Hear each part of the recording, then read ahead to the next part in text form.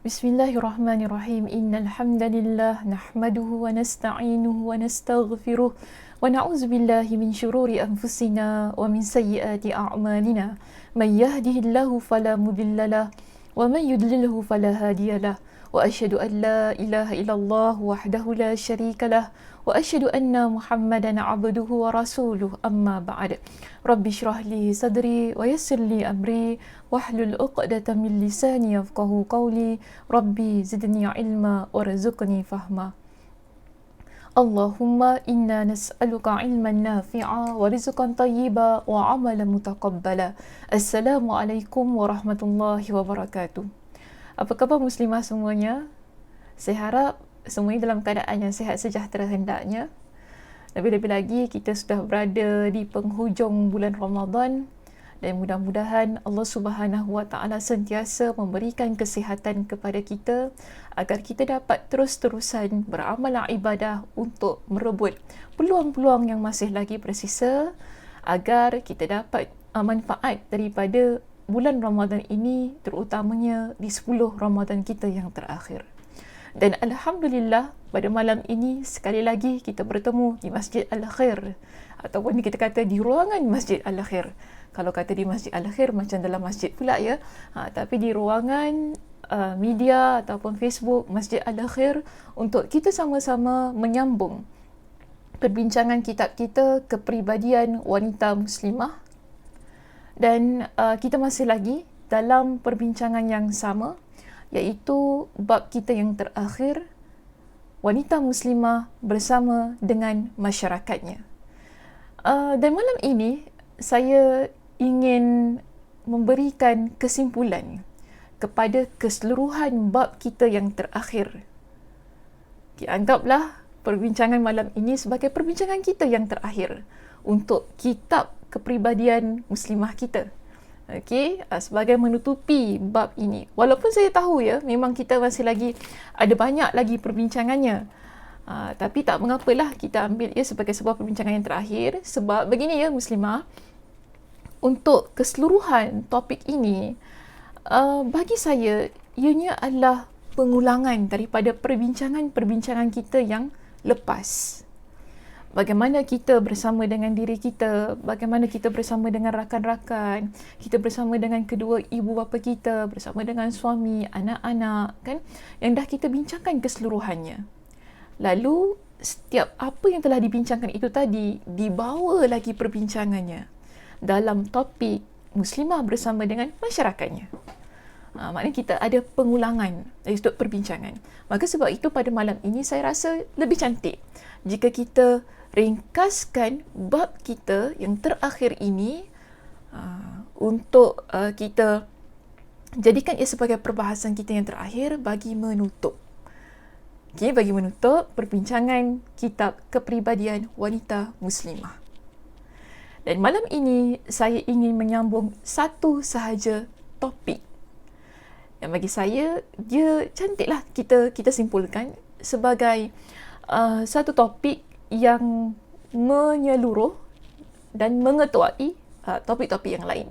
Tapi sebenarnya kalau kita nak lihat kepada perbincangan yang lebih menjadi kepada ketua ataupun mengetuai topik dalam bab wanita muslimah bersama dengan masyarakatnya, dia dilihat pada topik kita yang pada muka surat mana ya?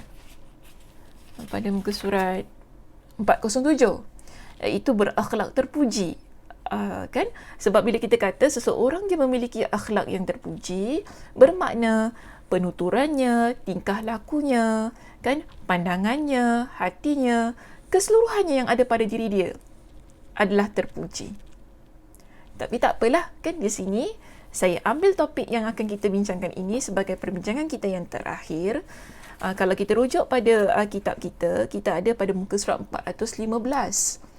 Kan? Tapi saya tak naklah bincangkan tentang mengutus nasihat itu. Ada satu topik di bawahnya bertajuk mengutus nasihat. Sebab kalau kita nak ulang kembali ataupun kalau ingin saya ingatkan kembali, kita ada membincangkan tentang memberikan nasihat. Okey, memberikan nasihat pada muka surat 390. Sebab tu saya kata banyak topik-topik yang ada di dalam bab ataupun dalam perbincangan yang terakhir ini merupakan satu pengulangan daripada topik-topik yang telah kita bahaskan dalam bab-bab yang lain.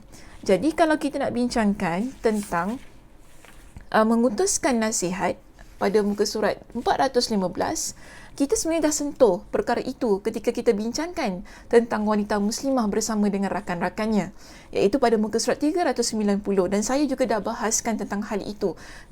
Saya rasa detail juga saya bincangkan tentang hal tersebut. Jadi kalau sesiapa yang ingin merujuk kembali, mungkin boleh lihat kepada video-video kita yang lepas. Kita ada bincangkan dalam kuliah online kita berkenaan dengan wanita yang memberikan nasihat kepada temannya. Dan kalau kita kata wanita memberikan nasihat kepada temannya, itu boleh juga kita masukkan kepada peranan wanita memberikan nasihat kepada masyarakat yang ada di sekitarnya. Boleh sekali dibawa perbincangan yang sama. Baik, dan hari ini saya ingin terus masuk kepada muka surat 417. Okey, boleh buka muka surat 417, dan di bawah itu kita ada satu topik. Topik kita bertajuk menunjukkan kebaikan. Ya, menunjukkan kebaikan kepada orang di sekitarnya. Atau dengan kata lain, kita sebagai wanita muslimah bersama dengan masyarakat kita yang ada di sekitar kita ialah menjadi insan yang sentiasa menunjukkan kebaikan-kebaikan kepada orang yang ada di sekitar kita. Okey, boleh ya? Baik, sekarang kita masuk kepada muka surat 417 di bawah topik menunjukkan kebaikan. Kita baca sedikit di bawah itu, disebutkan bahawasanya wanita muslimah yang bertakwa, yang hatinya telah terwarnai dengan ajaran Islam, hatinya tidak terkotori debu anania. Apa maksud debu anania? Rasa, kalau di situ diterjemahkan egoistik. Okey, egoistik. Tapi di sini boleh juga kita sebut sebagai mementingkan diri sendiri. Perasaan-perasaan mementingkan diri sendiri, kita je yang nak perkara itu, kan? Kita je nak tu. Ni aku punya. Ni dipanggil sebagai anania. Aku je ni, semua aku. Ini dipanggil sebagai anania. Okey, anania. Boleh kata-kata sebagai mementingkan diri sendiri. Tidak ada orang lain yang boleh dimasukkan dalam hidup dia. Hanya diri dia. Kalau dia nak kebaikan, hanya kebaikan itu hanya untuk dia. Kalau dia nak manfaat itu hanya untuk dia. Kalau dia ingin perkara yang menyenangkan itu mesti dia sahaja. Orang lain tak perlu masuk dalam frame. Kan? Orang lain tak perlu masuk dalam frame, tak perlu masuk sibuk-sibuk. Dan dia tak perlu pun nak kongsi apa yang kebaikan-kebaikan yang dia ada kepada orang lain. Ini dipanggil sebagai anania. Dan wanita muslimah yang beriman kepada Allah, yang mana tadi kan disebutkan, yang dirinya sudah diwarnai dengan ajaran-ajaran Islam yang mulia.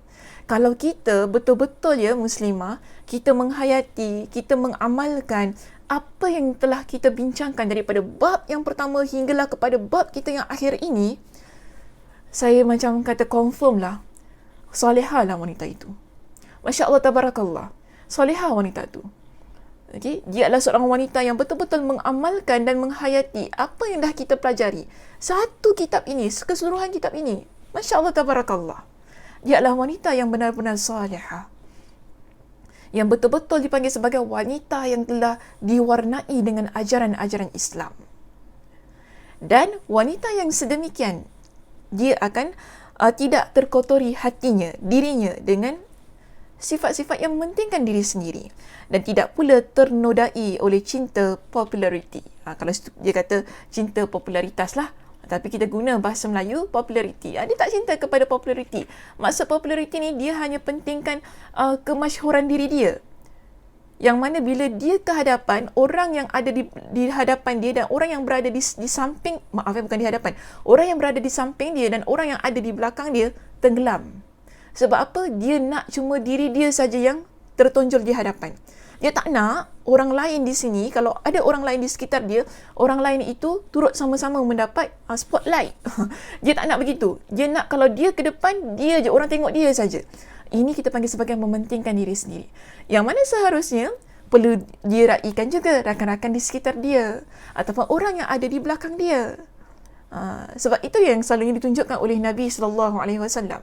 Bila Nabi SAW bersama dengan teman-teman baginda atau bersama dengan masyarakat baginda, baginda pastikan bahawasanya orang yang ada di sekitar juga mendapat perhatian dan tempat. Bukan hanya diri baginda sahaja. Okey? Dan itulah ajaran agama kita. Supaya apa? Rasa-rasa ego, rasa mementingkan diri sendiri, dia akan sirna daripada diri kita, terutamanya kita sebagai seorang muslimah berkenaan dengan konteks perbincangan kita pada hari ini. Okey, baik. Seterusnya, dia senantiasa menunjukkan orang lain dengan kepada kebaikan sebatas yang dia ketahui, atau boleh kita kata sebatas kemampuan kita. Kita tunjukkan kepada orang lain perkara-perkara yang baik ikut kepada kepakaran kita, kemampuan kita. Jadi maknanya kalau kita tidak ada ilmu tentang hal itu, tak payahlah kita nak tunjuk-tunjuk orang tentang perkara tersebut. Kan? Tak payah sibuk-sibuk tunjuk ni. Kalau kita ni kalau kita bukan senang. Kalau kita bukan ustazah, senang ya. Tak perlulah kita sibuk-sibuk nak jadi ustazah macam tu. Tunjuk sana, tunjuk sini kan. Kau salah, kau betul, tu dosa ni. Tak perlu. Tak perlu kadang-kadang. Okay, tak perlu. Melainkan kalau kita betul-betul tahu tentang hukum hakamnya. Okey, melainkan kalau kita betul-betul mengetahui tentang hukum hakamnya. Barulah boleh kita bantu seseorang untuk memberikan panduan dan bantuan. Maka di sini dia sebatas dengan apa yang kita ketahui. Baca balik ya teksnya, sebatas dengan apa yang kita ketahui, sebatas dengan apa yang kita mampu.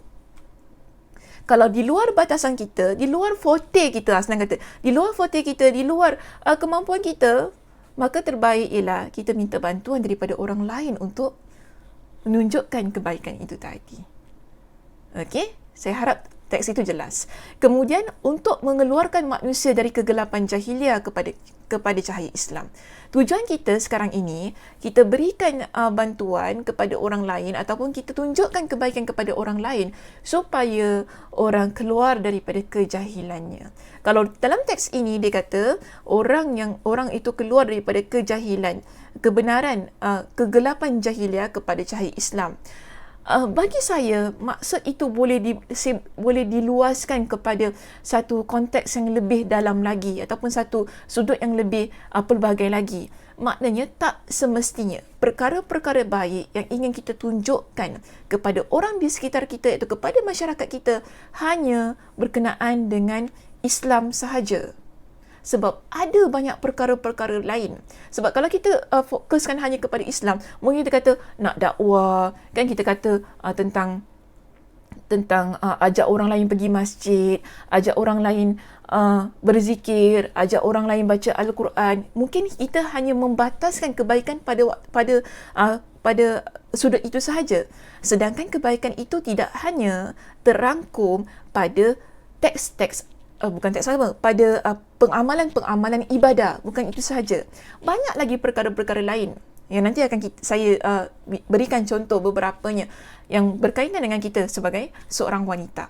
Okey, baik. Seterusnya dijelaskan kepada kita di sini ya, agar manusia, kenapa kita jadi orang yang nak tunjukkan orang lain kepada kebaikan?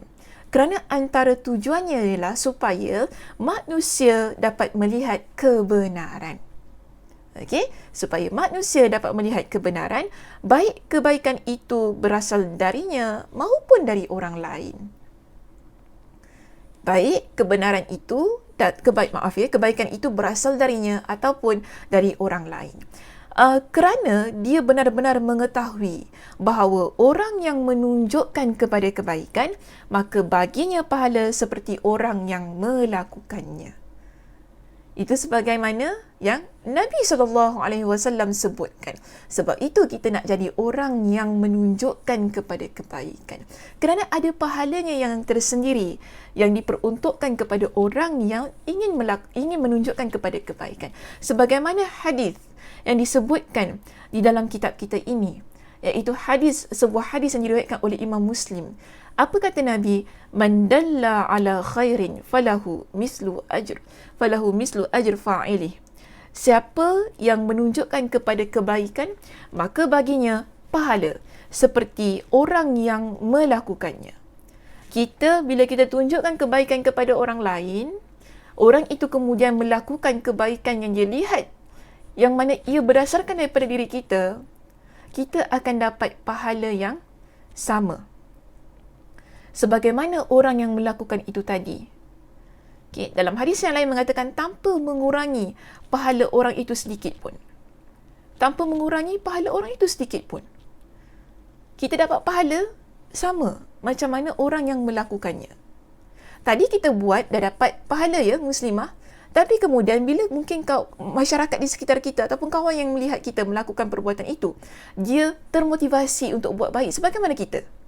Dia buat, kita pun akan dapat pahala sama sebagaimana yang dia buat.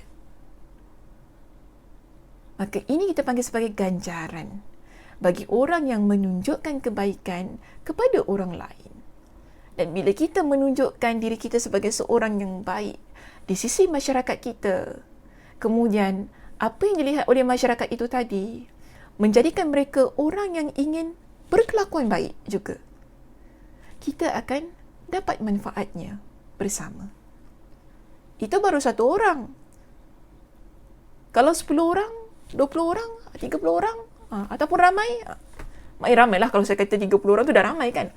Kita tunjukkan perkara yang baik, orang buat perkara yang seperti itu, maka kita akan dapat banyak pahala. Sebab tu penting jadi orang yang baik. Dan jangan jadi orang yang loki ilmu. Ilmu tu tak semestinya tentang bab-bab agama ya. Kalau kita nak relate lah dengan kehidupan kita yang muslimah, kadang ada orang lokek sangat dengan resepi dia. Kan? Tak boleh ni resepi turun-temurun, kita, ahli keluarga kita je yang tahu. Luar daripada keluarga kita tak boleh. Boleh ke macam tu? Terpulanglah pada prinsip masing-masing. Tapi bagi saya, jika kita ada satu resepi yang bagus, masakannya sedap, lazat, kan? Kita kongsi dengan orang lain. Kongsi dengan betul ya. Jangan tipu-tipu pula. Ada juga masalah muslimah kita ni. Kongsi memang kongsi. Share tu memang share. Tapi dia share tu nanti kan dia kurangkan sikit ingredient dia. Tak boleh ni. Kita kena ni. Nanti kalau semua kita nak ajar pada dia, habislah kita ni. Tak. Bukan begitu. Bayangkan. Kita ajar satu orang muslimah dengan satu resepi yang bagus, yang baik. Lalu dia masak. Kan? Dia masak untuk ahli keluarganya, untuk suaminya, menyenangkan suaminya. Bukankah itu pahala bagi diri dia? Betul tak? Kita pun dapat pahala. Tadi kita dah bincangkan benda yang sama. Pahalanya kita dapat benda yang sama kan? Bukankah itu memberikan kebaikan? Dia pun masak sedap. Dia pun masak betul. Sama rasanya macam kita. Kan? Dia masak sedap. Menyenangkan hati suaminya, menyenangkan hati anak-anaknya, menyenangkan ahli keluarganya ataupun tetamu yang dijamunya. Bukankah itu mendatangkan kebaikan untuk diri kita juga? So di sini kan, jangan jadi orang yang lokek. Selalu orang kata lokek ilmu ni bab-bab agama ya, tapi tak, ada bab-bab keduniaan ni pun yang kita lokek juga. Antaranya itulah tadi tentang resepi masakan tu. So kita tak boleh jadi muslimah yang sedemikian. Kita kalau boleh, kita nak jadi seorang muslimah yang bantu muslimah lain menjadi muslimah yang baik. Tak kira daripada sudut ilmunya, dari sudut masakannya, daripada sudut kecantikannya. Kecantikan ni pun penting juga kan. Kadang-kadang ada orang tanya kita lah, cantik ya kulit, pakai produk apa. Kita tak nak share. So apa, kita takut orang tu lagi cantik daripada kita. Kerana tu masalah juga kita ni. Tapi apa salahnya kalau orang tadi dah memang dia, betul, dah memang dia memang ada masalah facial ke apa, kan, masalah kulit dan sebagainya. Kita share ilmu kita dengan dia. Produk apa kita pakai, bagaimana dia nak cantikkan diri dia. Bukankah itu baik? Dia dapat upgrade diri dia, dia dapat perbetulkan apa yang tak betul yang ada pada wajah dia. Dengan sedikit ilmu yang kita ada, yang sebatas ilmu yang kita ada itu tadi yang kita ketahui, kita share sedikit. Betul lah, betul, tak semua produk, ya muslimah, saya kata begini, tak semua produk yang saya gunakan di wajah saya sesuai untuk muslimah di luar sana, betul tak? Tapi sekurang-kurangnya kita boleh beritahu. Okey, kita boleh beritahu skincare apa yang kita guna. Skincare ya muslimah. Saya adalah orang yang tidak menggalakkan makeup tebal-tebal ke apa-apa kan, nak warna-warna kulit ke apa, saya warna-warna wajah ke, mata kecil jadi besar ke apa kan, pipi, mulut tak monggil jadi monggil lah. Saya bukan orang yang begitu. Saya tak menggalakkan hal yang sedemikian lah. Tapi kalau ada yang nak buat tu, persilakanlah diri masing-masing. Tapi saya bukan orang yang sedemikian. Cuma di sini ialah kalau kita ada satu produk yang sebenarnya produk untuk menjaga kecantikan kulit, itu saja. Sebab dulu memanglah kita adalah dulu rakan saya kan, dia jumpa saya, dia kata ada orang tu kulit dia cantik, kawannya jugalah, dia kata cuba tanya dia pakai produk apa, mati-mati dia tak nak share, sebab apa? Tak nak kulit orang sama cantik macam kulit dia. Ini bagi saya tak betul lah muslimah, secara sedemikian tak betul. Kalau kita ada perkara-perkara yang baik kan, asalkan bukan susuk ya, asalkan bukan susuk. Okay, kalau kita ada gunakan produk yang baik kan, yang baik, yang baguslah untuk kulit kita, dan kita kalau boleh nak orang lain juga dapat kebaikan dan manfaat yang sama kan. So kalau dia dapat manfaat daripada produk itu, yang mana manfaat itu tadi berikan kebaikan pada diri dia lah, mungkin self esteem dia akan kembali pulih. Sebab betul, saya tak nafikan ada orang dia punya self esteem ataupun keyakinan diri dia tak berapa mantap. Kerana apa? Antara puncanya ialah penampilan dia kan, penampilan dia, wajah dia dan sebagainya. So dia usaha untuk cari sesuatu yang boleh meningkatkan keyakinan diri dia. Jadi di sini kita bantu kan tadi, tunjukkan kebaikan kepada dia, asalkan dia gunakan untuk tujuan yang baik. Betul tak? Kita kena nasihat lah, ini tujuannya. Ini pentingnya tujuan nasihat. Kita dalam masa yang sama kita kena beri nasihat kepada dia. Maknanya kecantikan kita ni adalah amanah Allah, kan? Kecantikan adalah amanah Allah. Ia perlu diletakkan pada tempat yang betul. Jangan pula nanti kulit dah cantik, kita pergi orang tu, kita kena pesan jangan pula nanti kulit dah cantik duk pergi selfie 24 hours kan, asyik-asyik tunjuk muka kita, duk gambar selfie kita dekat IG ke dekat Facebook ke kat mana-mana lah social media yang kita ada. Jangan macam itu pula kan, dibimbangi jadi fitnah bagi diri dia. So di situ peranan kita sebagai seorang muslimah dan juga masyarakat yang ada di sekitar kita ni lah, untuk bantu mereka dapat upgrade diri mereka, dapat keluarkan diri mereka daripada sebarang perkara-perkara yang boleh menyusahkan mereka. So tak salah, sebab tu saya kata bantu memberikan petunjuk kepada kebaikan ni, dia tak sahaja terbatas kepada berkaitan dengan solat, puasa, kan, bersedekah. Bagi saya, kalau saya nak cakap tentang semua itu, semua bagi saya confirm lah semua orang dah tahu.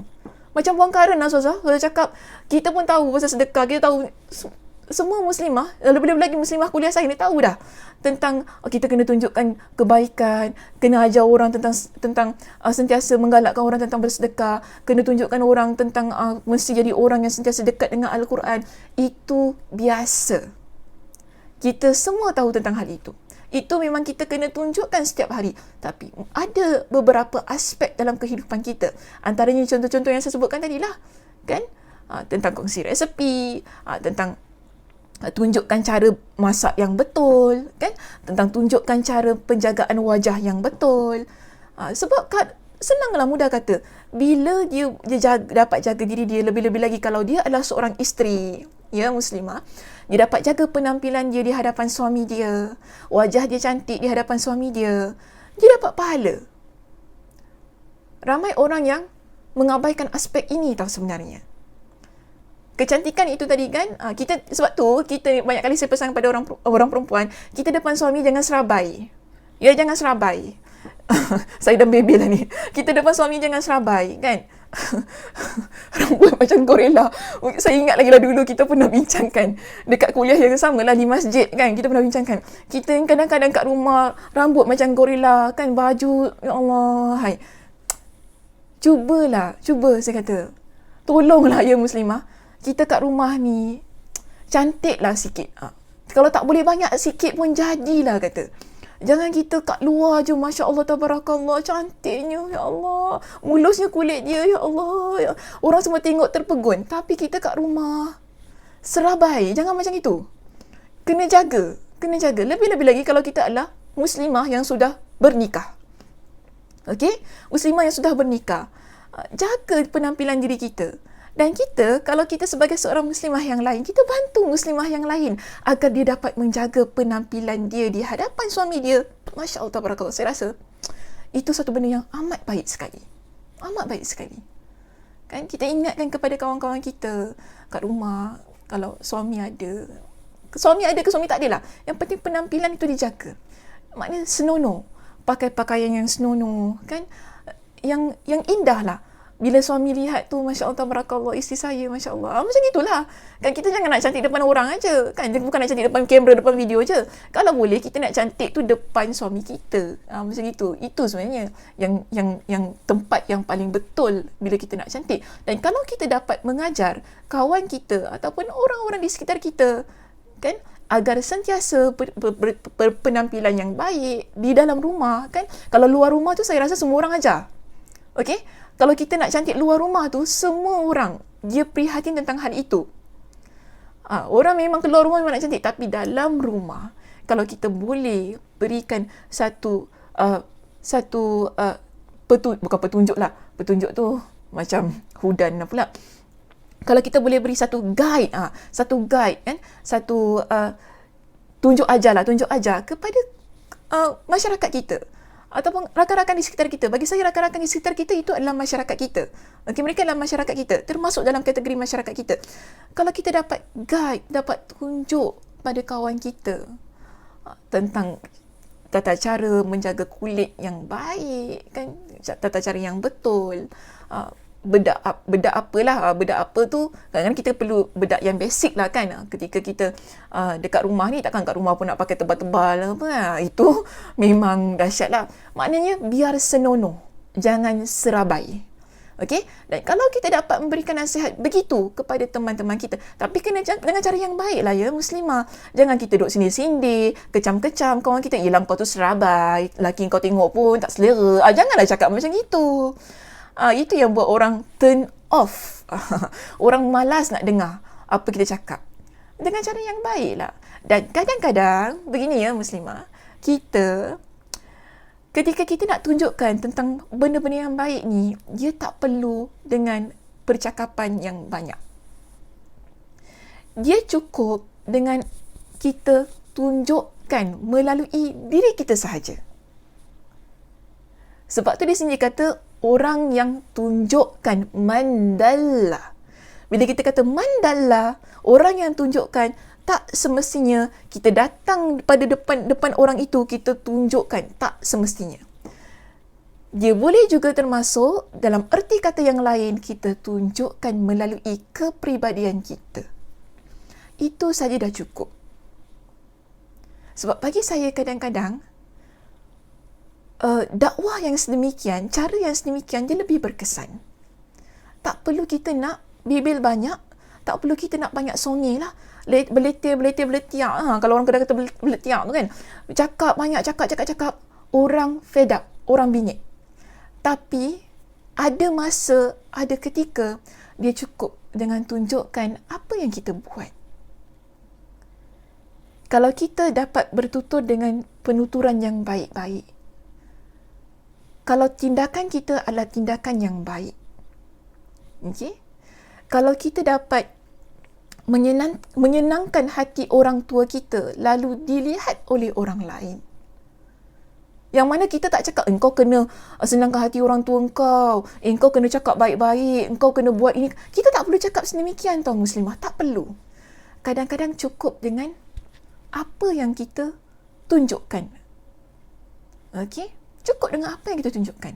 Tak perlu kita nak cakap banyak kali. Tak perlu kita nak bebel pada orang lain. Tak perlu. Dan di sini, bagi saya, mungkin kita bagi satu contoh ya. Kita bagi satu contoh. Mungkin ada kawan kita, dia nampak kan, kita ni, Masya Allah Tabarakallah, kita adalah orang yang akhlaknya mulia dengan kedua ibu bapa kita, kan? Kita dengan adik-beradik kita juga, Masya Allah Tabarakallah, tutur bicaranya pun baik, dengan rakan-rakan pun sama juga. Kita saling membantu antara satu dan yang lain. Kita tidak ada sifat ananiah itu tadi, kan, yang kita rasa aku je kena baik, orang lain tak payah baik. Orang ananiah ni kan, dia akan tunjukkan orang lain jahat, dia je baik. Ini masalah. Dia tak nak, yang tadi saya kata spotlight tadi lah kan, dia nak diri dia je yang orang nampak baik, tapi orang di sekitar dia tak nak macam tu. Namun kalau kita dapat hanya sekadar memberikan satu contoh, kita jadi qudwah. Qudwah tu maksudnya contoh, qudwah hasanah. Kita memberikan contoh kepada orang lain, dia sebenarnya sudah cukup. Bila orang nampak kan, kita mungkinlah kita ni anak yang Masya Allah Tabarakallah berbakti kepada kedua ibu bapa. Kita ambil contoh itu saja. Ada kawan kita yang nampak hati jadi sejuk. Mungkin selama ini dia adalah orang yang kurang. Saya kata bukannya, ataupun saya tak kata tidak, tapi saya kata kurang memberikan perhatian kepada kedua ibu bapanya. Tapi dengan perlakuan kita yang begitu baik dengan kedua ibu bapa kita, dan dia lihat kawan kita tadi ataupun masyarakat di sekitar kita, dia lihat perbuatan kita itu tadi, dia menyentuh hati dia, lalu menjadi satu inspirasi bagi diri dia untuk selepas ini menjadi anak yang salihah. Itu sudah cukup untuk kita mendapat ganjaran sebagaimana yang disebutkan oleh Nabi sallallahu alaihi wasallam dalam hadis itu tadi. Kan? Adakah kita suruh dia, kau kenalah buat baik dengan mak kau? Adakah kita suruh? Tak. Tapi kita cuma dengan perlakuan kita, itu saja dah mencukupi. Betul tak? Dah mencukupi. Tak perlu kita nak cakap banyak, tak perlu kita nak bibil dan sebagainya. Tak perlu. Tak perlu. Yang paling penting ialah apa yang kita buat adalah ikhlas kerana Allah. Sebab itu perbuatan-perbuatan yang ikhlas, perbuatan-perbuatan yang niatnya kerana Allah, ataupun ucapan-ucapan yang kerana Allah, bila diucapkan, dia akan terus masuk dalam hati orang yang mendengar. Tapi kalau kita buat sesuatu perkara dengan niat yang mempamerkan perbuatan itu, maksud saya dengan niat riak, nak menunjuk-nunjuk, kan? Sebab kita tak nafikan ada juga orang yang sedemikian.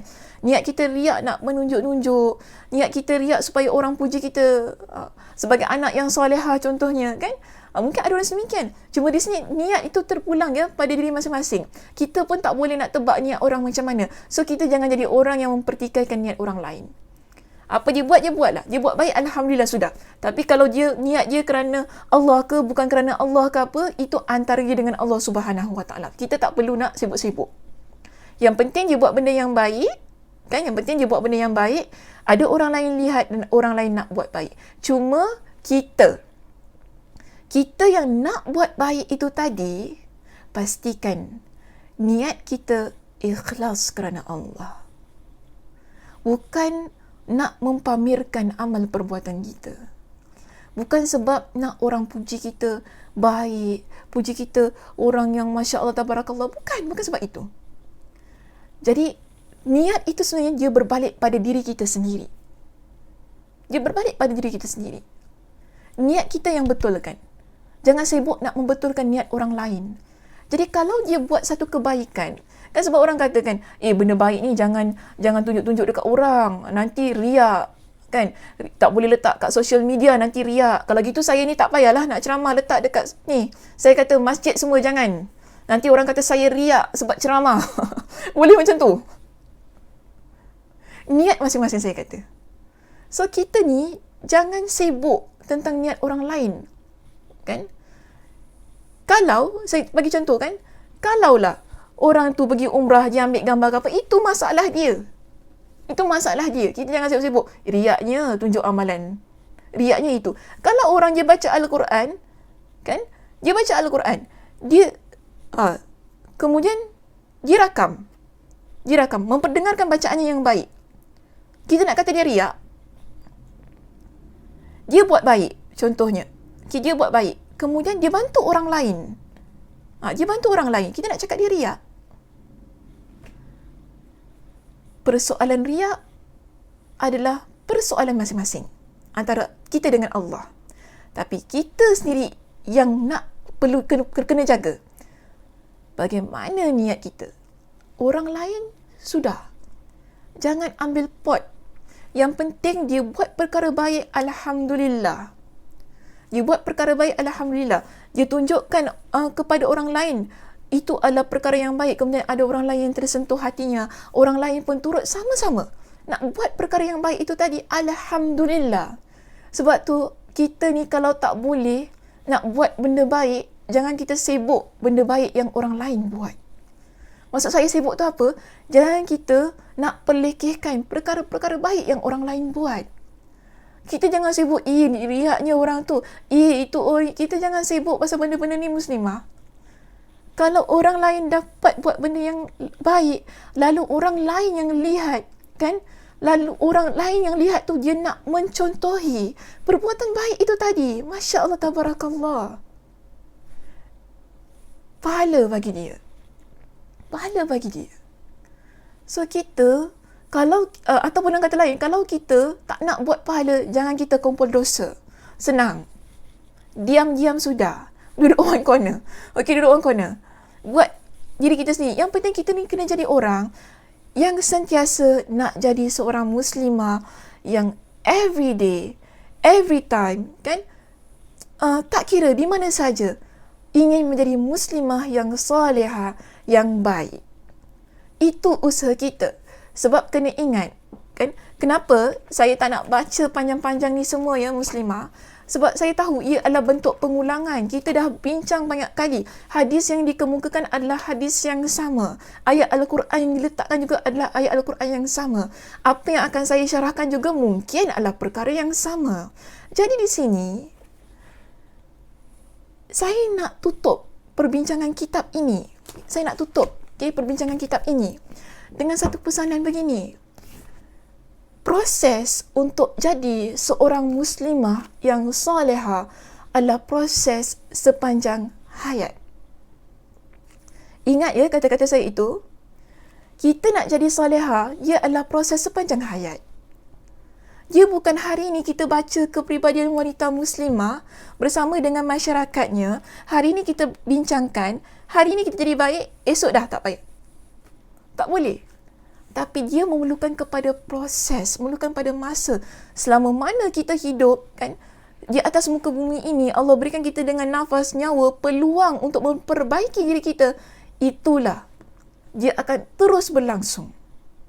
Kita nak bentuk kepribadian kita menjadi seorang Muslimah yang salihah, Muslimah yang baik. Tak kira dengan kedua ibu bapa kita, dengan suami kita, anak-anak kita, kan, kaum kerabat kita, jiran tetangga kita, ahli keluarga kita, iaitu maksud kaum kerabat kita, rakan-rakan kita dan masyarakat kita yang ada di sekitar kita. Kita perlu ingat satu. Ia berlangsung sepanjang hayat. Dia bukan hari ini kita baik, esok kita jahat. Hari ini kita baik, kemudian seminggu lagi kita jahat. Ataupun seminggu kita baik, seminggu kita jahat. Tahun ni kita baik, tahun depan kita jahat. Tak begitu. Tak begitu. Yang paling penting, ataupun saya kata banyak kali, saya nak pesan lagi dalam mana-mana kuliah saya lah, tak kira lah, di Gufran ke, di Al-Khair ke, ataupun Mutakin, kan? Mana-mana. Saya suka kata macam ni, kita tak terlepas daripada melakukan kesilapan. Betul. Hari ni, bila mungkin lepas dengar kuliah saya ini, semangat nak jadi solehah tu Masya Allah. Dia membuat-buat. Kan, kita tiba-tiba kita jadi seorang wanita yang bercakap lemah lembut, bercakap baik. Kita jadi seorang wanita yang nak jadi wanita yang macam Masya Allah, tabarakallah lah. Tapi, saya kata tapi, kemungkinan besar dia tak bertahan lama. Dia tak bertahan lama. Dalam keadaan yang tak bertahan lama itu tadi, apa yang perlu kita buat? Kembali. kepada asasnya, basicnya, Al-Quran dan As-Sunnah. Okay? Al-Quran dan As-Sunnah. Sebab itu, tajuk kuliah kita pun kepribadian wanita muslimah menurut Al-Quran dan As-Sunnah kan. Cuma Al-Quran tu kita tak letak lah, kita letak As-Sunnah. Sebab bila kita bincangkan, dah masuk sekali Al-Qurannya. Dan kalau kita tiba-tiba jadi jahat ke, kan? Ialah sebab hati kita ni berbolak-balik ya muslimah. Kadang kejap baik, kejap tak baik kan. Kalau datang PMS dia tu kan, datanglah dia punya jahat semua kan. Kalau kita terkeluar daripada garis-garis sifat-sifat yang solehah. Garis-garis maksudnya jalan ataupun ruang senanglah. Ruang solehah. Kita terkeluar. Mungkin kita ada buat satu perkara-perkara yang dahsyat, yang jahat. Pastikan kita masuk kembali ke dalam ruang solehah itu tadi. Pastikan begitu. Sebab kena ingat, dia proses sepanjang hayat kita. Hari ini mungkin kita jadi baik, esok mungkin kita tak baik. Tapi yang bila kita jadi tak baik tu, pastikan kita kembali kepada yang baik. Jangan kita biarkan diri kita terus jadi yang tak baik. Itu problem dia. Okey? Dan saya harap moga-moga perbincangan kitab kita ini, kan, saya rasa macam nak dekat 2 tahun lebih juga kan kita belajar kitab ni. Dan saya harap perbincangan kita, walaupun kuliah maghrib yang kita selalu hadiri kan di masjid, kadang-kadang ramai orang kata dengan saya, kuliah tu terlampau cepat, terlampau ringkas. Sebab maghrib, kemudian tiba-tiba isyak, masuk waktu isyak kita berhenti kuliah, terus kita pulang. Kan? Kita terlampau ringkas. Namun bagi saya, biar setiap perbincangan itu dia ringkas, tapi dia padat. Dan kita beramal dengan apa yang kita belajar. Itu lebih penting daripada kita cakap panjang-panjang, kita discuss panjang-panjang, tapi satu pun kita tak amal.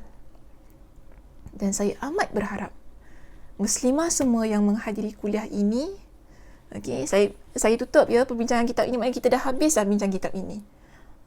Malam ini adalah perbincangan kitab kita, yang kitab ni adalah sebagai penutupnya. Dan saya harap mereka yang menghadiri perbincangan kitab ini, saya juga, untuk saya, diri saya juga, kita sama-sama setiap hari, setiap masa berusaha menjadi seorang muslimah yang mana ingin akhlak dirinya, kepribadian dirinya sesuai dengan apa yang ditunjukkan dalam Al-Quran dan hadis Nabi SAW. Usaha untuk kita amalkan setiap apa yang telah kita bincangkan. Usaha agar hadis-hadis yang kita pelajari, ayat Al-Quran yang telah kita bincangkan, dia menjadi ayat Al-Quran dan hadis Nabi yang masuk dalam hati kita, melekat dalam hati kita, tersemat. Yang menyebabkan kita sentiasa menjadi orang yang bermotivasi untuk menjadi muslimah yang salihah. Okey, itu sahaja muslimah perbincangan kita pada malam ini. Mudah-mudahan Allah Subhanahu Wa Taala memberikan kekuatan kepada kita untuk terus-terusan jadi seorang wanita yang salihah, walaupun saya tahu ia adalah perjuangan yang sukar. Ia adalah perjuangan yang sukar. Tetapi yang menjadikan ianya mudah adalah kerana kita ingin berubah, kita benar-benar ingin berubah, walaupun seluruh dunia ini menolak kita menjadi seorang wanita yang baik, tapi kita yakin Allah tak pernah menolak kita sebagai seorang wanita yang baik. Kerana apa? Kita yakin apa yang kita buat kerana untuk mencapai redha Allah. Hingga di sini sahaja muslimah, saya tutupi kuliah kita pada malam ini dengan tasbih kafarah. Subhanakallahumma wa bihamdika asyhadu an la ilaha illa anta astaghfiruka wa atubu ilaik. Assalamualaikum warahmatullahi wabarakatuh.